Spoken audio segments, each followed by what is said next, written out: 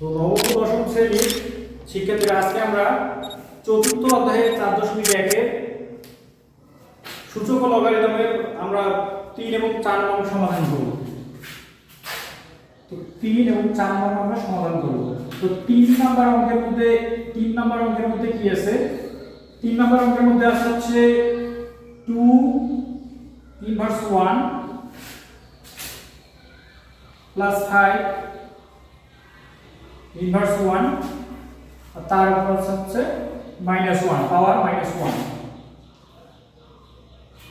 তো এখন আমরা কি করব, যার উপর -1 আছে তাহলে এইটাকে আমরা কি প্রথমে লিখতে পারি? এইটাকে আমরা লিখতে পারি 1/2 লিখতে পারি।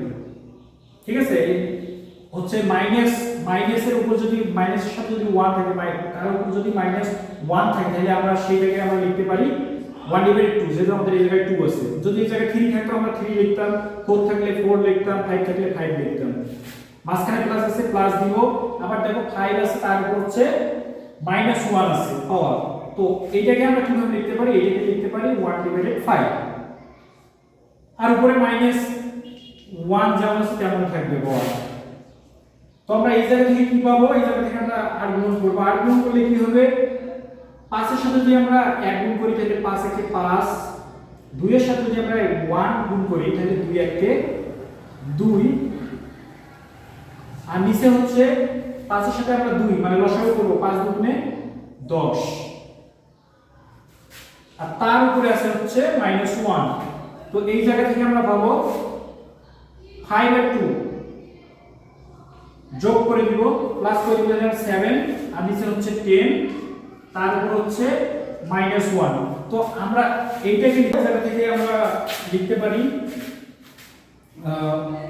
মাইনাস উপরের -1 মানে কি? -1 হচ্ছে 1 মানে হচ্ছে 1 ডিভাইডেড, -1 মানে হচ্ছে 1 ডিভাইডেড, আর যেটা 1 ডিভাইডেড মানে যেটা মানে এর উপর যে আমাদের -1 আছে তার -1 মানে হচ্ছে 1 ডিভাইডেড, আর যেটা ব্র্যাকেটের মধ্যে আছে সেটা আমরা লিখব 7/10।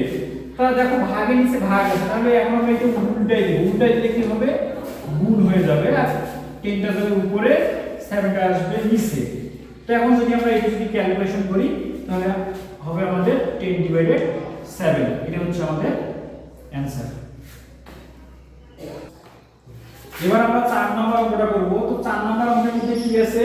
4 নম্বর অঙ্কের মধ্যে আছে 2a পাওয়ার -1 প্লাস 3b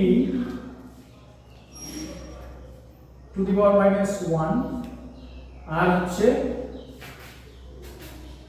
উপরে বাইরে আছে হচ্ছে -1।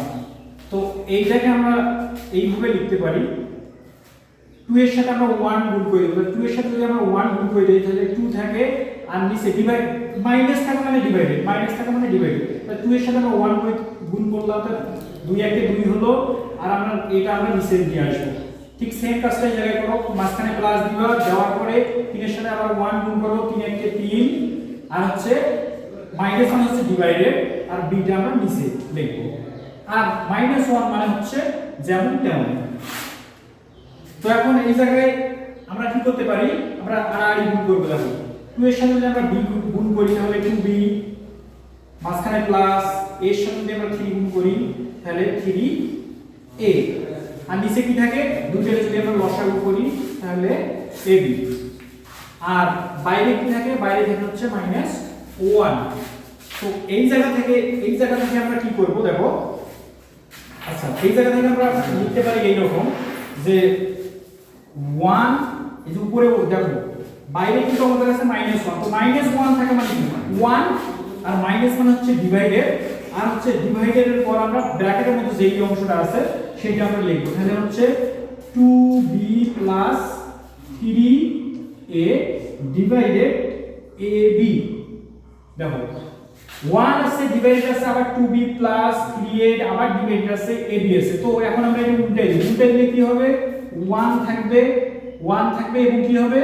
গুণ হবে, এবং ab তে যাবে হচ্ছে উপরে, আর 2b প্লাস হচ্ছে 3 টা আসবে 3 এটা আসবে হচ্ছে নিচে। তো 1 এর সাথে যদি আমরা ওইটা গুণ করি তাহলে হবে আমাদের ab divided 2b plus 3a। এটা হচ্ছে আমাদের অ্যানসার।